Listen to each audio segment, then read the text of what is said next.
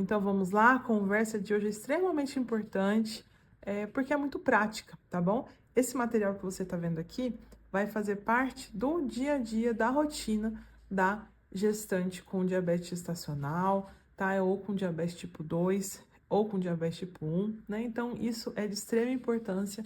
Talvez vocês já estejam familiarizadas, né? Mas nós vamos falar a respeito e tirar as principais dúvidas aí que possam existir, tá bom? Então, esse papel aqui, começando por ele é o famoso mapa de glicemia, tá? Nada mais é do que as anotações das glicemias capilares, tá bom? Esse papel você vai levar para onde você for, tá? Para fazer essas anotações. Tem aqueles que preferem usar o celular, pode usar, não tem problema nenhum, mas a gente sabe que ele precisa existir. Essas anotações precisam existir de alguma forma e serão analisadas aí em cada consulta, tá bom? Além do mapa, é importante levar o glicosímetro, tá? Esse aqui é o meu. Lembrando que quando você for adquirir, ou então, eu peguei pela rede pública, mas se você for comprar, é interessante pegar uma marca que seja bem fácil de achar, né? Tanto o glicosímetro quanto os insumos, né? Que são as lancetas, por exemplo, né? As lancetinhas, na verdade, não precisa ser um padrão, né? Mas as fitinhas, tá? Aqui tá o estojinho que eu uso. Olha como ele é portátil, né? Super fácil de levar para todo lugar. E essas fitinhas são padronizadas para cada aparelho, né? Então, por isso que você vai escolher um que seja uma marca fácil de achar por aí, tá? Existem várias, então, para você estar adquirindo, se for o caso, tá bom? Então, vamos lá. Esse mapa, a gente vai, primeira coisa, identificar a paciente. Então, tá lá. Vou colocar meu nome aqui. Débora. Quando a minha paciente vai na consulta, eu costumo orientar essa gestante quais são os horários que ela vai precisar medir, né? Então, lembra que a gente conversou na outra aula que toda gestante que teve o diagnóstico, ela já passa a precisar medir as suas glicemias, né? Então, a gestante que não usa insulina, ela vai medir no jejum e após as refeições, né? Então, 1 hora depois do café, 1 hora depois do almoço, 1 hora depois do jantar. Eu costumo grifar para ficar mais fácil aí dela se localizar, né, na hora das medidas. E os outros horários? Deixa em branco e se eventualmente, né, algum dia você medir, você vai lá e anota também, tá bom? Então, vamos supor, não, no meu caso eu já uso insulina, então lembra que a gestante que faz uso de insulina, ela vai precisar medir em mais horários. Então, vai lá, depois, antes do almoço também vai medir, antes do jantar também, né? E, eventualmente, também às 3 da manhã, eventualmente, né? Isso aqui vai depender do da sua avaliação. Então, o médico pode escolher ou não pedir para você medir alguma vez, né? Durante a madrugada, não é todo dia que a gente vai pedir para acordar, não, mas eventualmente pode haver necessidade, por isso que esse horário também tá aqui, tá? Mas a rigor, os horários padrão são esses que a gente conversou já em outra aula, combinado? Outra coisa que tem aqui, o que é isso daqui? Observação ou outros horários? Aqui, por exemplo, se algum dia você tiver saído da rotina, é importante a gente saber. Mas, por exemplo, esse dia aqui foi um dia que eu tava na fazenda. Então, dia na fazenda. Então, eu sei que esse dia talvez não tenha comido como eu costumo comer, né? Às vezes sai algum horário do padrão aí, né? Vamos ficar de olho nele, mas essa observação aqui me norteia. Ou então, 2 dias depois, eu peguei um resfriado, né? Tomei sereno lá na fazenda. Brincadeiras à parte, né? Tô lá resfriada. Anota também, porque a gente sabe que algumas doenças podem alterar, né, nas medidas de glicemia. Então, esses dias aqui eu fiquei sem fazer exercício. Então, sem exercício físico. Vou lá e anoto também nessa observação. Então, teve um dia que eu tava tendo um mal-estar, resolvi medir a minha glicemia, era por volta de 4 horas. Então, vou anotar que nesse horário eu medi minha glicemia e ela tava até boa, tava lá de 90, tá? Então, essa observação aqui eu vou usar para as informações que eu achar pertinentes, tá bom? Na dúvida, anota, tá? Então, alguma coisa também que comeu diferente, né? Por exemplo, aqui eu costumo comer fruta de sobremesa, mas nesse dia aqui acabou que eu comi um brigadeiro, tá? Você vai lá e anota, certo? Então, isso é importante para nortear também para você, junto com o seu médico, estarem de olho, né, no que está acontecendo também na rotina, certo? Então, para isso que serve a observação ou outros horários que eu medi, tá bom? Então, vamos lá. Vou primeiro de tudo colocar a data. Então, hoje aqui é dia 17 de maio. Vou lá, então, 17/5. Coloquei minha data. Então, acordei, vou fazer a minha medida de glicemia. Gente, primeira coisa, higienização das mãos, certo? Eu vou lavar minha mão, isso é extremamente importante, tanto para evitar contaminação, mas também para não ter algum resíduo na minha mão, que às vezes vai atrapalhar a leitura, né? Então, se tiver alguma coisa que possa diluir aí junto com o meu sangue, vai atrapalhar a leitura do glicosímetro. Então, primeira coisa, lavar as mãos com água e sabão, né? Secar muito bem, tá aqui minha toalhinha. A gente tem que secar muito bem secado, por quê? Tem que ficar bem sequinho. Porque a gente sabe que também pode interferir na leitura se eu tiver com água nas minhas mãos, certo? Então, sequei aqui a minha mão bem sequinha. Eu posso usar o álcool 70%? Posso, mas a gente prefere que seja água e sabão e depois secar bem sequinho. Mas, por exemplo, vou sair, vou comer fora, né? Vou passar o dia fora. Às vezes o álcool ajuda, mas a observação tem que deixar o álcool secar bem, né? Fui lá, passei meu algodãozinho com álcool, deixa o álcool evaporar, deixa secar bem, certo? Então, na rotina aí, água e sabão, normalmente é acessível. Se tiver na correria aí fora de casa, o álcool pode ser utilizado sim, certo? Então, vamos lá. Vou pegar primeiro a minha lanceta. A gente tem vários tipos, tá? Eu trouxe alguns aqui. Esse aqui é o que vem junto com o meu aparelho. Ele vem com a lanceta para acoplar aqui, certo? Então, você vai, coloca e tira aqui a parte que perfura, né? Não sei se vai dar para enxergar direitinho, mas tá aqui. E esse daqui a gente coloca esse protetor e esse número aqui de até 5 é a intensidade que eu quero, né? Que às vezes o meu dedo é um pouquinho mais grosso, né? Em outros casos mais finos, né? E daí você vai na intensidade que você quer. Então, vamos lá, intensidade 1, por exemplo. Né? Vamos ver se ele vai ser suficiente para furar o meu dedo. Aí você vai colocar essa lanceta e vai furar usando aqui o próprio dispositivo que dispara, tá bom? Essa outra aqui, às vezes essa lanceta pode ser usada também sem o dispositivo, né? Sem essa caneta, mas é mais difícil de furar, tá bom? Já vou adiantando que realmente essa canetinha, ela ajuda bastante pra a gente furar e dar um pouco mais de segurança na hora de fazer, tá bom? Então, deixa eu guardar essa daqui pra não machucar ninguém. Então, tá aqui, né? Eu tenho meu kitzinho, peguei o glicosímetro que eu quero, né? Esse outro aqui é enfeite. E vamos lá. Gente, lembrar que sempre a gente vai rodiziar, né? Eu nunca vou fazer a medida no único dedo, tá? Conforme a gestação vai passando, você vai perceber que você vai ter um dedo favorito, né? Aquele que parece que dói menos, aquele que você acha que o fluxo de sangue é melhor, tá?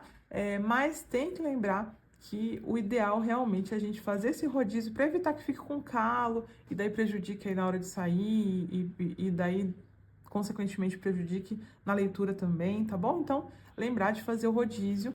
E a gente sempre explica para não furar na polpa do dedo, porque é mais dolorido, tá? Pode ser aqui no cantinho, certo? É suficiente você furar no cantinho do dedo. Vou mostrar aqui com a caneta. Então, eu não vou fazer na polpa, mas aqui nas lateraisinhas, certo? Do meu dedo, aqui também, tá? Normalmente é um lugar que dói menos. Eu quero fazer na polpa? Pode? Pode, mas assim, a gente orienta aqui por causa da questão da dor mesmo, certo? Então, vamos lá. Minha mão já tá higienizada, vou fazer o furo, né? Eu apresentei essa canetinha aqui para vocês de furar. Durante a gestação eu usei bastante ela, então ela tá até um pouco mais perrengadinha. Então eu vou usar aqui para furar hoje esse de uso único, tá? Aqui é um desmontado já, que eu já usei, tá? Esse aqui já tá desmontado. E esse aqui, ele é de uso único, então você vai tirar essa proteçãozinha aqui primeiro, tá? E daí vem pra furar o dedo. Mas antes disso, eu vou colocar o quê? A minha fita de glicose. Normalmente, a maioria dos glicosímetros, você coloca a fita primeiro e ele já liga, tá? Você não precisa ligar antes. Então, aqui, ó.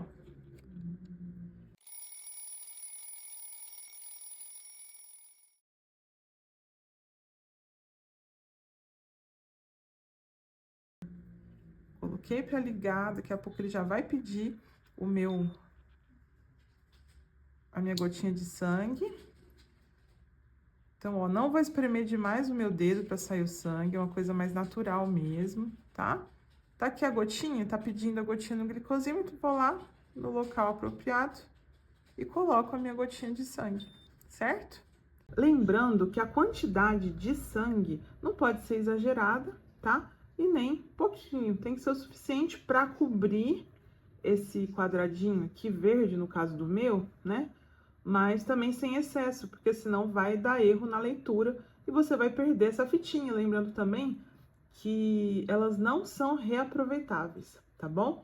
Então, lógico que eventualmente a gente erra a quantidade de sangue, vai pegando o jeito, mas cuidado tanto com pouquinho quanto com excesso, tá bom? Tá lá pensando e vai me dar o resultado aí, tá? Então, 145, eu acabei de comer doce, acabei de comer o almoço de domingo, então realmente tô nesse pico de glicemia, mas eu vou lá e vou anotar a minha glicemia, certo? Então, tirei a fitinha, isso daqui vai para descarte, tá? E lembrando que o descarte dos pérfuro cortantes, né? Daqui da minha, olha aqui, ó, isso aqui é agulha, né?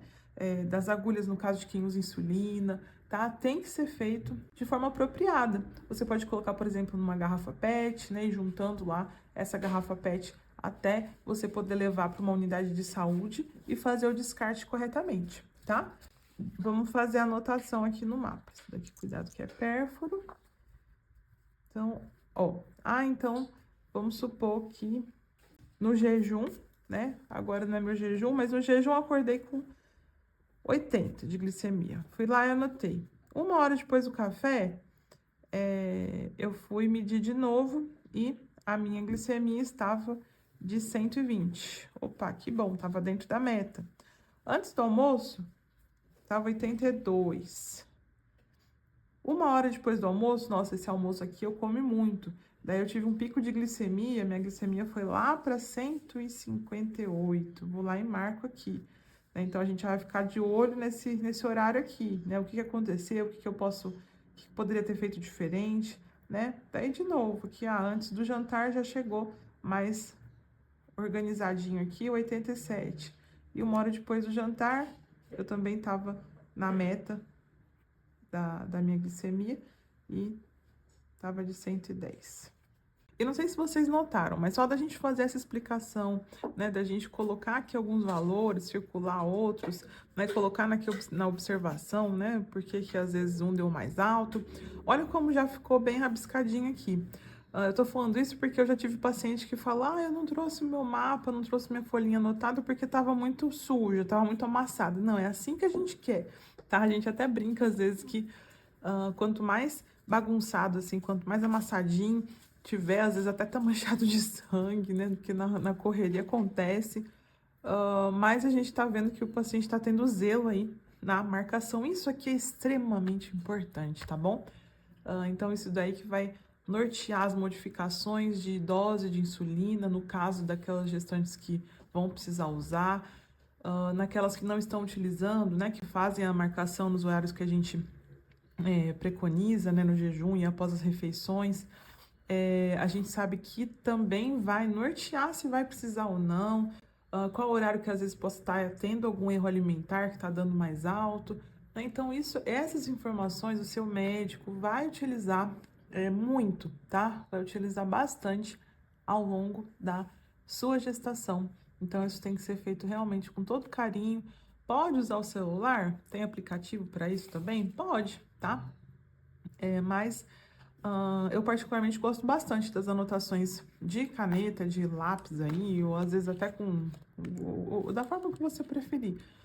Mas eu gosto das anotações do papel por essa questão do paciente, parece que fica mais ciente, né? Ele tá anotando, ele tá vendo os horários, como é que tá sendo ao longo do dia, como é que tá sendo aí ao longo da semana as anotações, né? Então, aqui na observação aqui também a gente coloca alguma mudança. Esse dia aqui eu fui na Nutri, né? Esse dia aqui poxa, eu tive que começar com remédio, né? Daí coloca, sabe? Então, realmente fica muito visual e bastante interessante, tá certo? Bom, uma pergunta bastante frequente que a gente tem, né? Deixa eu virar aqui o mapa, deixar ele de lado um pouquinho, é em relação às lancetas, tá? Com exceção dessa aqui, né? Que é daquele tipo que pode ser usado uma vez única e depois com descarte, é bastante frequente que o paciente se pergunte quantas vezes que eu posso usar, né? Quantas vezes que eu vou usar essa lanceta antes de descartar e trocar. A rigor, as orientações, as diretrizes orientam para usar uma única vez, tá? Essa orientação oficial. A gente sabe que na prática, né, isso nem sempre é viável. Então, acaba que o nosso paciente usa, às vezes, 3 vezes, até umas 5 vezes, tá? Mas muito cuidado com isso.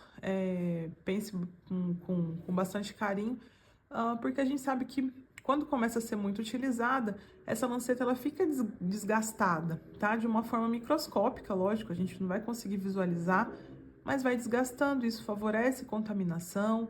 A gente sabe que às vezes favorece formar calo, né, no nosso dedo, e com isso a leitura também pode ser prejudicada a longo prazo, tá bom? Então é uma pergunta bem frequente e lembrar dessa orientação em relação à troca, né, dessas lancetas. Combinado?